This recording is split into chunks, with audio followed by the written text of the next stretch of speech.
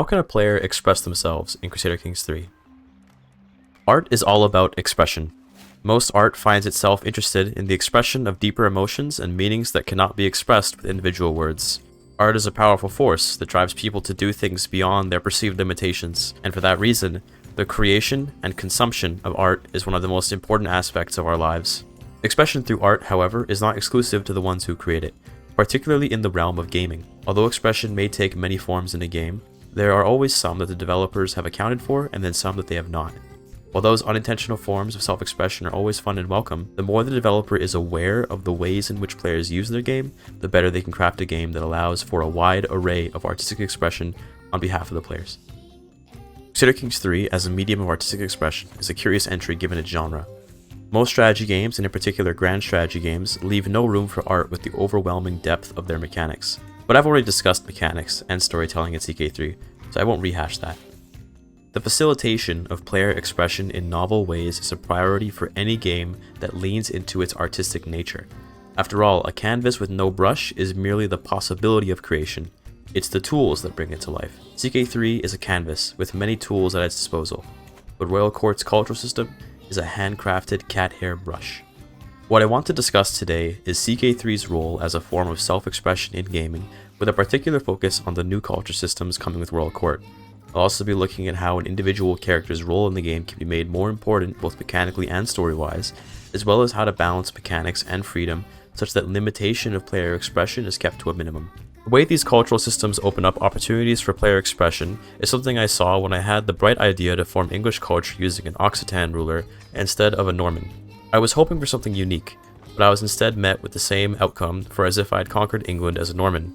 In that moment as a player, I was of two minds. Happy that I thought of the idea, but upset that these thoughts could not come to life in their nascent game. In this case, my self-expression was hindered by the game's inflexibility. With the new hybrid culture systems, however, this inflexibility seems to be going away.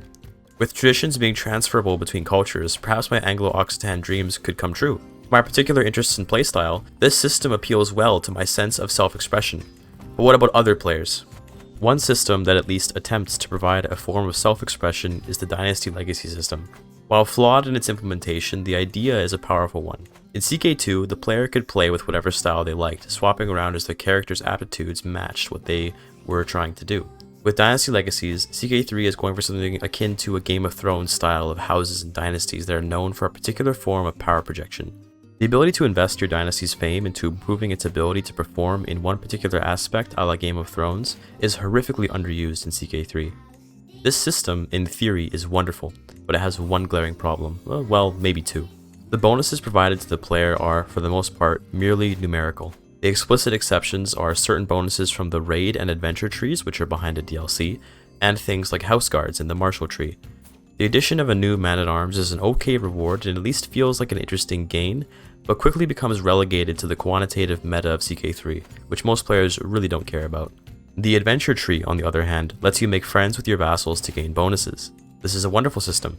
The raid tree lets you gain prestige from ransoms and money from battles, which completely breaks the meta of the game, by the way, but I digress. When a player follows the adventure or raid trees, the rewards at the end incentivize a certain playstyle beyond making that style easier. They provide a new way to use those skills. Wrapping up this side point about Dynasty Legacies, my point is that the legacy should, in theory, bring out a sense of earned specialization that compiles in its rewards with further usage, like the raid and adventure trees. This is important because rewarding the player's choice in how to express their family's power projection with actual mechanical changes in the game encourages further self-expression in other aspects of the game. New mechanics open up new forms of expression, and games facilitate expression through the player interaction with their mechanics. The unfortunate reality is that the base 6 trees feel only like a continual stacking of modifiers, and a further form of mechanical depth within the game that provides no additional storytelling. Fixing this is no simple task. If creating meaningful game mechanics were easy, we would not need game designers. I do not have concrete answers, but a direction. Make each tree provide new mechanics that double down on their own playstyles, similar to the powerful bonuses that the ends of perk trees provide for individual characters, except applied to a whole dynasty. I think that when a house forms, it should be refunded some number of legacies, or maybe even all of them, so as to represent mechanically the split of that group of family members from their dynasty. Similar in design to cultural divergence, there ought to be house divergence. This is a powerful way to give a player who makes a cadet branch a way to distinguish their individual character's story from within the larger dynasty without entirely neglecting its existence. Imagine a dynasty of peaceful builders with an emphasis on peace, economics, and alliances. They have a rogue, fourth-born son cut out of his inheritance by the dynasty head. He's angry, so he declares himself an outcast, abandoning his family's ways. He becomes warlike and claims a foreign kingdom with his wife and the alliance she came with. He casts off his family name, taking on a local name from his new kingdom. Now his house is a warlike house, while the old dynasty is still a bunch of peaceful builders. That's a family drama, not just everyone in the dynasty being stuck with their old family's legacy. With that system, a player could express their evolving character motivations and detachment from their family through a mechanical system in a beautiful, entirely optional, yet incentivized mechanic. To balance this, make forming new houses harder and more costly. It's already too easy to spam out tens of houses anyway, and those houses carry what feels like no meaning whatsoever. With dynasties in mind, let's talk about culture tying into that. A new house, an angry son, and a foreign kingdom. That son might just be so angry that he's decided to cast off even his family's homeland. He likes his new subjects better, and now he wants to be more like them. But he still likes his childhood friends, not just his family. After earning their trust with some cultural acceptance and land grants, he shares his favorite customs from the homeland with his new subjects. Thus, a new culture is made, maybe a bellicose one to match his fiery temper. This is why I'm excited for the culture system. The ability to continue building a story that expresses my own view of history through my character's decisions is powerful. In particular, the way the individual characters' actions reflect changes in their descendants and their subjects makes each individual feel like they're part of a story that includes more than just themselves. In particular, if the AI is able to make such cultures that can accurately reflect the characters' feelings towards their own culture, that would contribute to the give and take between player and AI. I think a system that uses a combination of character traits and either an average opinion of the members of the origin culture or the opinion of the culture head would make for a great measure by which the AI decides what traditions to take. Throw on a dash of randomness to show the inherently unpredictable nature of history and influence of forces unseen, you've got yourself an amazing storytelling machine. The only problem is how the game will keep things fair.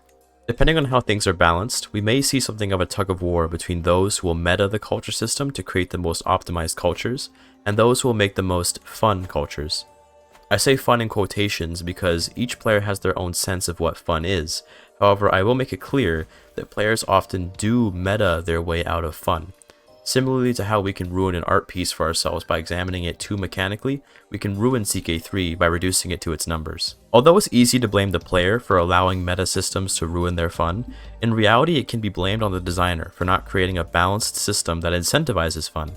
The cultural traditions have the unenvious position of balancing meta and fun. Players will quickly decide which traditions they like and which ones they do not. That is inevitable.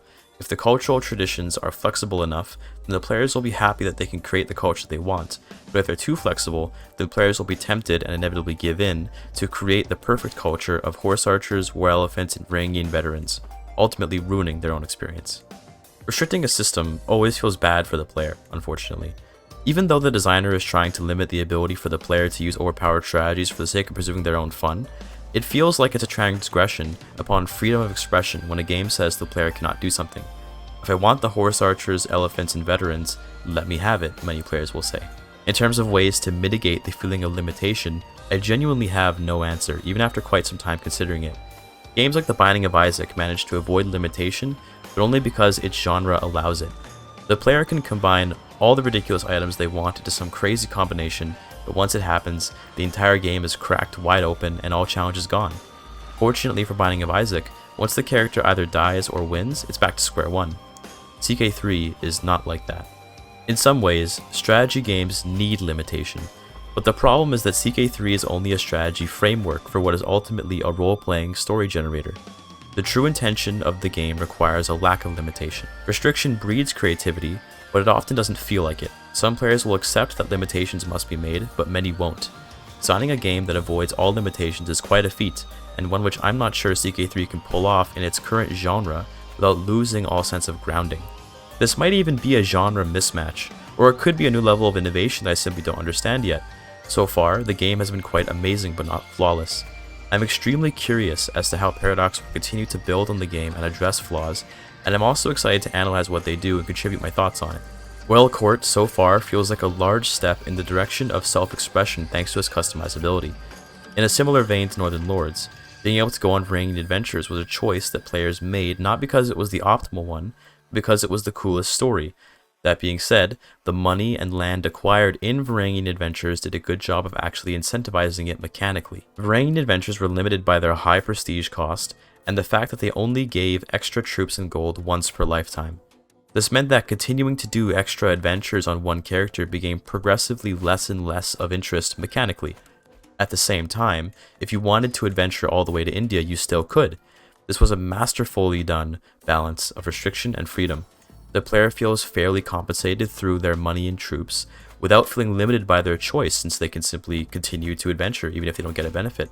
How can the culture system achieve a similar sort of balance? As of now, I fear many people will feel restricted by the heritage system. Some cultural traditions are trapped behind a prerequisite heritage, and unfortunately, this balance mechanic will likely be viewed as a disappointing limitation, a sense of what could have been. How can this be better? A simple answer would be to provide ways to circumvent heritage requirements. I think extremely high prestige costs, or levels of sustained cultural acceptance that take decades to build, along with a character of extreme diplomatic skill, could make for a very special, once-in-a-game sort of event that allows transcendence beyond heritage. These sorts of events ought to be extremely difficult and costly, akin to reviving Hellenism or obtaining Alexander's bloodline in CK2. Making modifications to a game's systems always comes with the worry of misinterpreting the designer's vision, however. Throughout this video, I've mentioned quite a few specific changes to the game that could be made, which I'm normally averse to because I would never want to disrespect the vision of the designers of the game. I only put forward these ideas of mine about dynasties, houses, and culture and all that because I genuinely believe they are in line with the vision and intention of CK3 as an art piece. The way a player's ability expresses itself as a singular character within a family as a whole is a point of pride for CK3's design, and the sense of lineage between characters is already strong. With the new cultural mechanics, I think self-expression in-game will increase, but I also believe that other systems in the game could be made to further that sense of expression at no cost to the quality or balance of the game. As a piece of art that facilitates self-expression, CK3 sometimes is lacking, but is in a good direction. Its dance between mechanics and expression is a difficult one that CK3 has so far improved upon using Northern Lords, and hopefully will continue to do so with Royal Court. Thank you for watching. I hope you enjoyed the video, and if you did, consider subscribing and liking. Feel free to throw in a comment about your opinion on what I've said, as I reply to most comments when I can and I love to discuss stuff.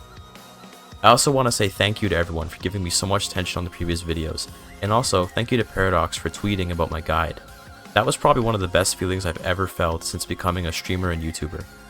Speaking of which, check out my other video essay on CK3's difficulty if you want more video essay content, and check out my speedrun guide if you want to learn how to get all achievements in CK3. Check out my Twitch for speedruns and challenge runs, as well as Royal Court achievement speedruns once the DLC is out. Thank you for your time.